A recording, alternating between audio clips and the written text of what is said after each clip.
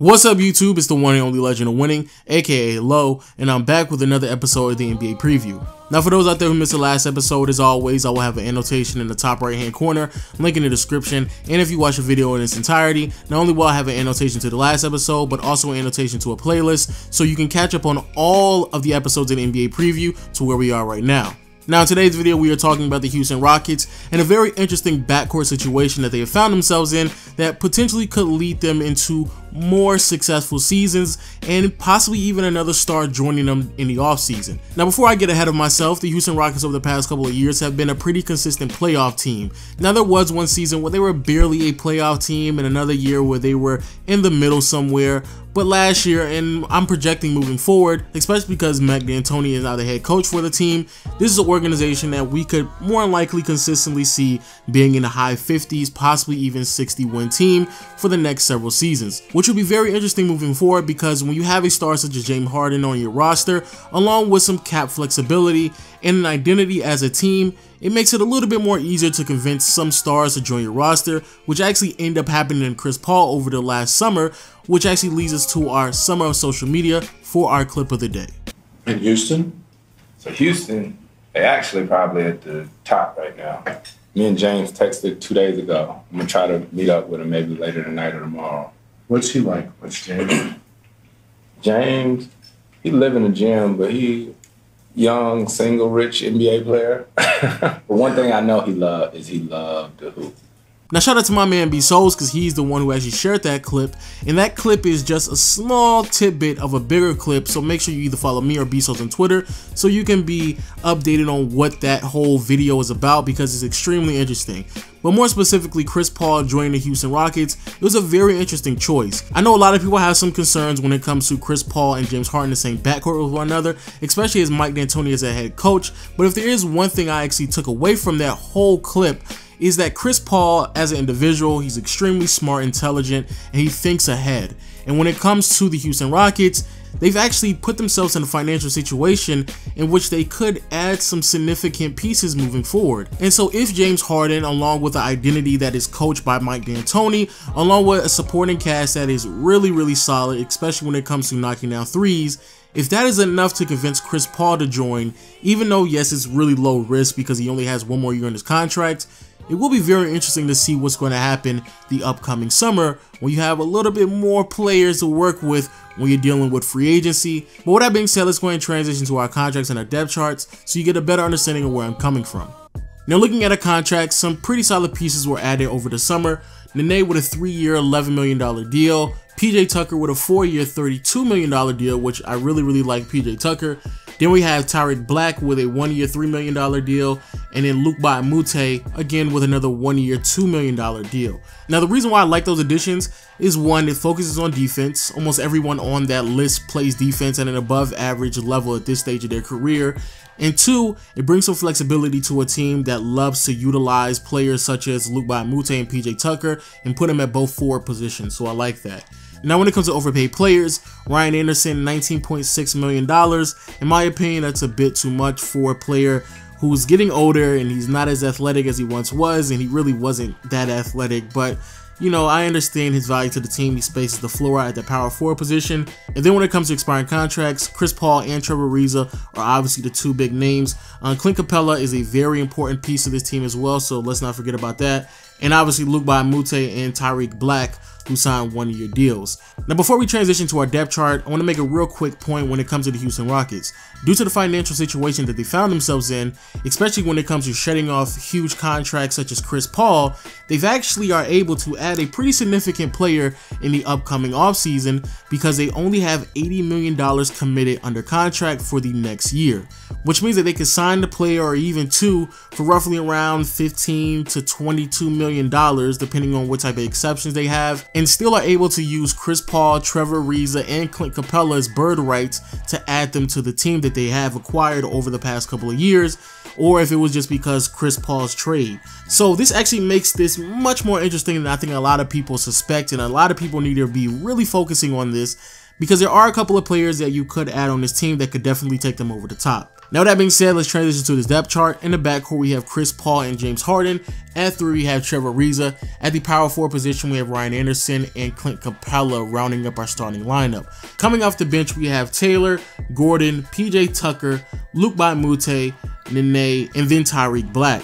Now, as we already know, Mike D'Antoni does not like to run deep lineups, and actually so far into the season, out of the games that I've been able to watch, if I'm not mistaken, he's only gone 8 to 9 players deep, so he doesn't really go that deep at all when it comes to these rotations.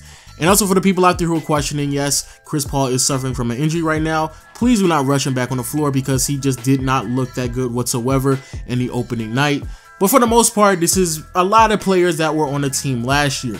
They've definitely lost a lot of depth when it comes to that Chris Paul trade, and that's really concerning. But when you add a player such as Chris Paul on your team, it definitely makes a lot of players much better. And they've also picked up some pieces in the offseason as well, such as PJ Tucker, that I definitely feel like should be able to provide some flexibility and some defense on the perimeter. And also looking at this lineup, shout out to my man Eric Gordon coming off the bench last year. And even the last game that I watched in this season, he still looks really, really good, and he's going to be able to give you 15 to 20 points on a night-to-night basis, regardless of the minutes that he's receiving.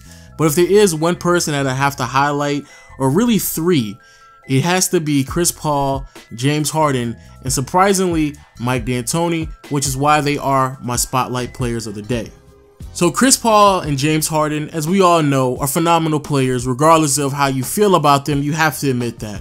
Last year, James Harden had a phenomenal season last year, a career high in multiple categories, especially when it comes to assists, and his efficiency didn't really drop off too much. And then when it comes to Chris Paul, even though yes, he is aging a bit, and I don't think he's the same defender that he once was due to him aging, he's still one of the better point guards in a league where it's pretty deep at that position.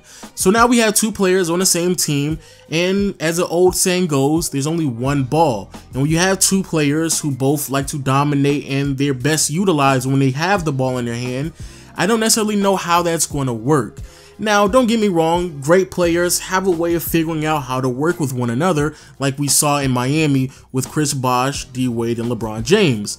But when it comes to this team, the one thing that really has me questioning the success of this team actually isn't so much so the players, but it is Mike D'Antoni as a head coach. See, Mike D'Antoni is a really good coach, and I would go as far as saying 10 years ago, he revolutionized the game of basketball in certain aspects.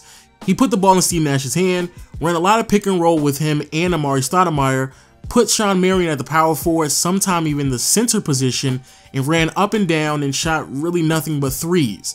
And for some teams and for some players, that actually works for them. Last year, like I said before, James Harden had a phenomenal season, and for the most part, the Houston Rockets as a unit, they were pretty good themselves as well. But now that you have 2 individual players who are extremely ball dominant, I just question if Mike D'Antoni will evolve not just as a coach, but also as an individual. For those out there who are unaware of how exactly Mike D'Antoni started to bounce around as a head coach, his time with the Phoenix Suns really came to a conclusion once him and management didn't see eye to eye on how exactly they should run their offense. Mike D'Antoni was stuck in his ways and didn't want to run big men out there on the floor, whereas the organization wanted to move in a different direction, bring some more girth, especially in the front court, which inevitably led to Mike D'Antoni departing from the organization while the Phoenix Suns brought in Shaquille O'Neal. And then when it comes to the New York Knicks, there's obviously multiple reports about him and Carmelo Anthony not seeing eye to eye. Carmelo wanted to run a more half-court offense where they gave him the ball in a high post because that is the best way to utilize Carmelo Anthony. And obviously Mike D'Antoni believes that the point guard should handle the ball, pick and roll, up and down pace, and that really just doesn't utilize Carmelo Anthony in his best ways. And then when it comes to the Los Angeles Lakers, when you have a team with Pau Gasol, Dwight Howard, and Kobe Bryant, 3 players that should be able to be really productive in the post, you would assume that Mike D'Antoni would be able to connect some dots, but unfortunately, he was stuck in his ways so much so that in my opinion, as a Laker fan just watching it myself, it seems as if that was really what drove Pau Gasol away, as Pau Gasol went from a starter to a bench player due to his inability to space the floor and evolve in that way quick enough for Mike D'Antoni. And so yes, certain players have great seasons under D'Antoni because the way he runs his offense, but it doesn't necessarily mean that it's the best way to run basketball, especially in 2017, because majority of teams have caught up to Mike D'Antoni ways. And so in my opinion, It all comes down to Mike D'Antoni and the way he is able to utilize Chris Paul and James Harden when they're on the floor with one another.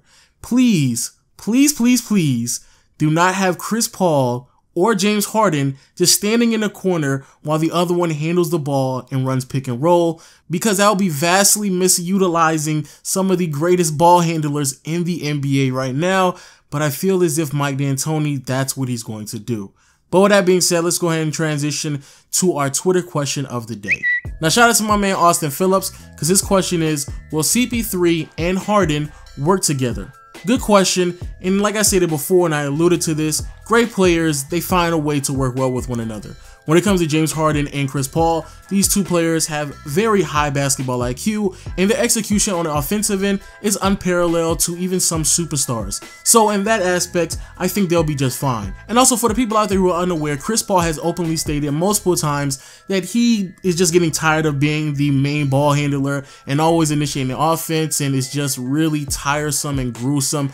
And I'm pretty sure it's really demanding physically on a player who is looking at his mid-30s. And then when it comes to James Harden, I feel like too many people consistently forget that James Harden in the beginning of his career played next to a player, Russell Westbrook, who likes to dominate the ball himself, and James Harden was able to find his way in the offense with not just Russell Westbrook, but also Kevin Durant as well.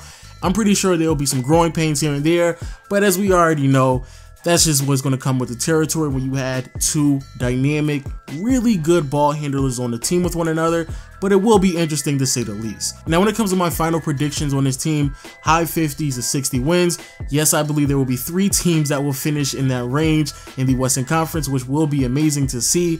Now, when it comes to the playoffs, I really don't know. This team really only has 2 all-star caliber players on their team, while some teams have 2 and a possible 3. So it will be very interesting to see what's going to happen moving forward. But I can definitely see this team put up the numbers last year. We're actually going to see a consistent 48 minutes of elite level ball handling from this team, which is really great because I'm pretty sure Mike D'Antoni understands how to stagger minutes. And when it comes to the defensive end, I'm not too concerned about it because they have some pretty solid role players who are willing to sacrifice offensively to give a lot more effort on the defensive end. Now, with that being said, people, please let me know what you think about the video in the comment section below. Also, hit the like button if you enjoyed this video. Hit the subscribe button and the notification bell as well when you want to be updated when I upload these videos. And I guess I'll see you all tomorrow. Peace.